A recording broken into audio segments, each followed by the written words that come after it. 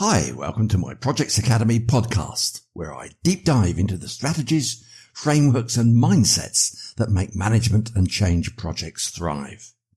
I'm your host, Dave Litten, a certified Prince2 practitioner and project management expert with over 3 decades of experience guiding teams to deliver exceptional results. I have a 25-year track record of creating e-learning training and creating online business opportunities. Today, I'm exploring a topic that is the heart of modern project management, that of stakeholders and project culture in the Prince2 7th edition, which is the latest evolution of the world-renowned methodology. So let's start with a question. How do you define a successful project? Well, the answer lies in how you engage with the people involved and the culture you build around them. Now, with Prince2 7th edition, the updated version is not just about processes and plans anymore, it's about people and cultural change. Stakeholders and project culture are now at the core of the methodology and reflect today's dynamic project landscape. It's more flexible, more people-focused and packed with practical tools to navigate complex stakeholder relationships and foster a collaboration culture. So, I want to explain why stakeholders are the heartbeat of Prince2 7th edition. You see here, stakeholders are anyone with a vested interest in your project. Think sponsors, team members, end users, suppliers, or even regulators. These are examples of people who can make or break your project. So let's focus on Prince2 7th edition stakeholders. Now, projects will impact people from across the organizational ecosystem. Therefore, a project will involve those with a formal role in the project team and key people either impacted by or critical to the success of the project. And these folks may or may not hold a formal role. These people are stakeholders in the project and will cover the full spectrum of users, suppliers and business. Stakeholders can be external to both the project team and the business. Now, the definition of a stakeholder is any individual, group or organization that can affect or be affected by the project itself. In Prince2, people covers those who are working on the project and the relationships between them, as well as such people who are impacted by a project. Now, it may be that the word ecosystem is not familiar with you. So let's talk about what part does an ecosystem play in projects. Picture this. You have a timeline from left to right. On the left-hand side, you have the current state of your organizational ecosystem. On the right-hand side of this timeline, you have the target state. Intertangling, if you will, between them, like strands of cooked spaghetti, are the changing elements. To bring this home to you, consider the different cultural and organizational elements of a project being run within a bank, and then compare the same, but with a project within a high-tech startup. You could see they'd be different, right? So what are these ecosystem changes? Well, it could be a single process, a single product, a system change, a technique change, or a tool that will be changed, or on the other end of the spectrum, a major cultural change, or any flavour between them. So instead of the project product and outcome being seen in isolation, an ecosystem includes the full picture of the change. So how exactly is this achieved within Prince2 7th edition? Well, it's done by leadership and change management, and within the 7th edition, the Change Management Approach document, which sits as part of the project initiation documentation, otherwise known as the PID. Now, organizations are a complex ecosystem of fluctuating relationships, and it's a fact that projects change the organization whether or not that is their primary purpose. The success of a project will depend on how well the project establishes strong relationships with the organizations that support the project's delivery, as well as how it fits into the organizational ecosystem to deliver the change. Now, projects combine a unique set of people from across the business, user and supplier communities for a different period. So you'll need a strong understanding of the relationships between the project and the organizational ecosystem, along with the ability to identify key stakeholders at the interface between the two. And this is fundamental to leading successful change. These stakeholders are the key influencers who may be found in the user, supplier or wider operational communities within the organization. Let me summarize that stakeholders could be any or all of the following. It could be those who can be identified by considering the bottlenecks where information, knowledge and money flow across the interfaces. For example, document controllers, technical experts, or maybe commercial managers. Stakeholders can often be found by speaking to people in the areas impacted by the project. And you'll want to learn who holds such knowledge in their area and who may be best informed on how things will work in a practical sense. Stakeholders could be those who shape the perception of the majority within a project ecosystem, those who have the greatest influence on the adoption of the project's products and ultimately the realization of project benefits, and the people the project management team to work with closest in order to ensure the success of the project. Now, taking time to understand their perspectives on the project and any constraints they have will help improve successful project delivery.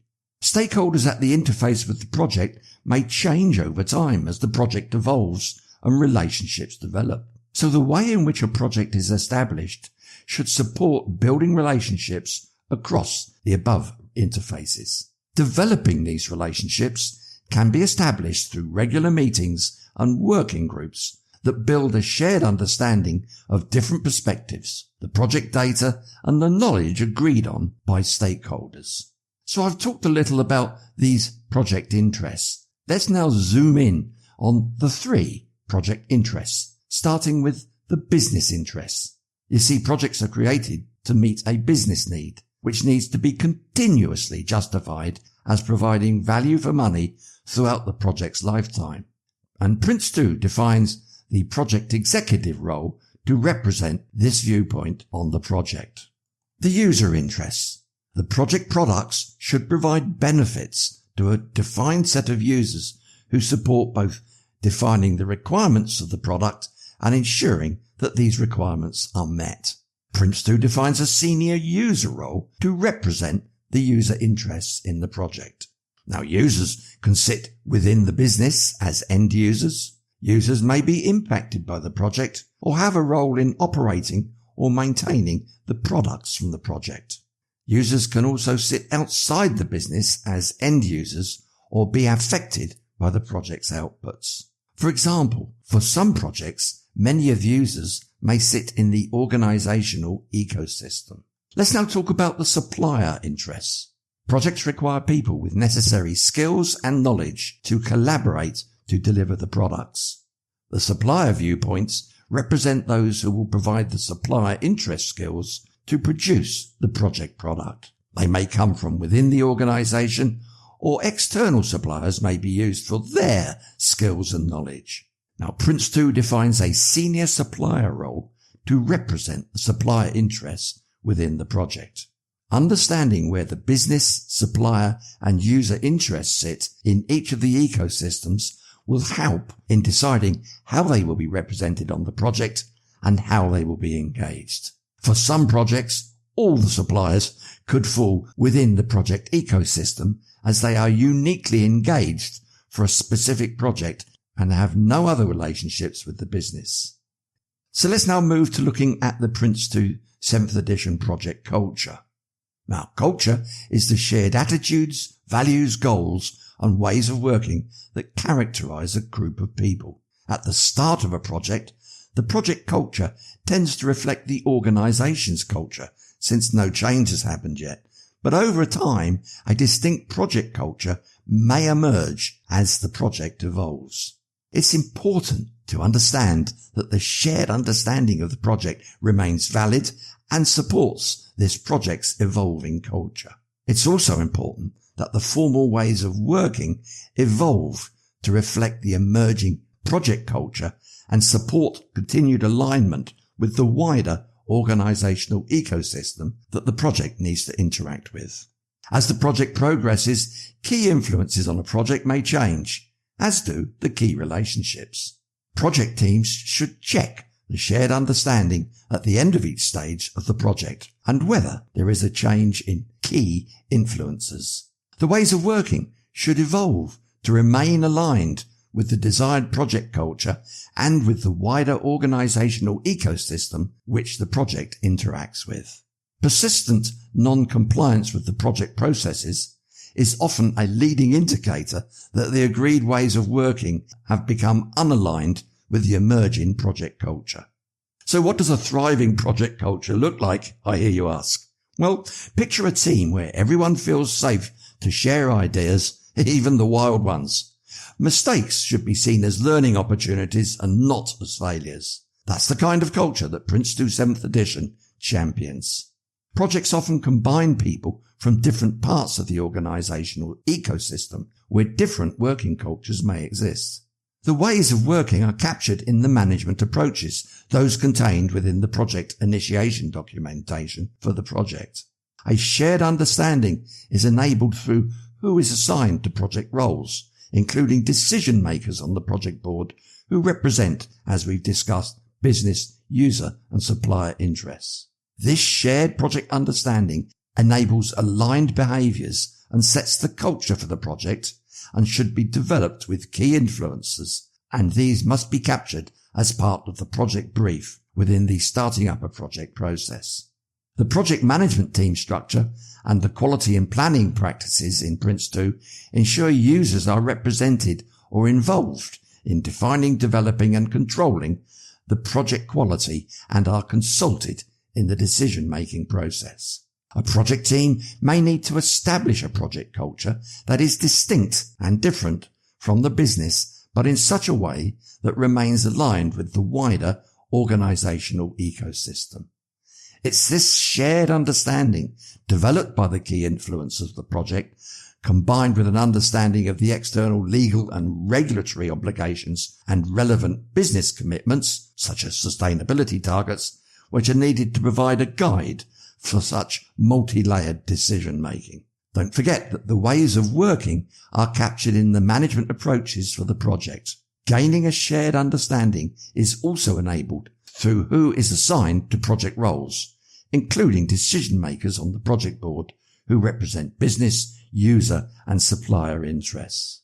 The project management team structure and the quality of planning practices in Prince2 ensure that users are represented or involved in defining, developing the quality control of products and consulted in the decision-making process. Prince2 7th edition is all about connecting with stakeholders and culture, and it therefore emphasises this connection. When stakeholders are engaged, they contribute to a collaborative environment. When the culture is positive, stakeholders are more likely to stay committed.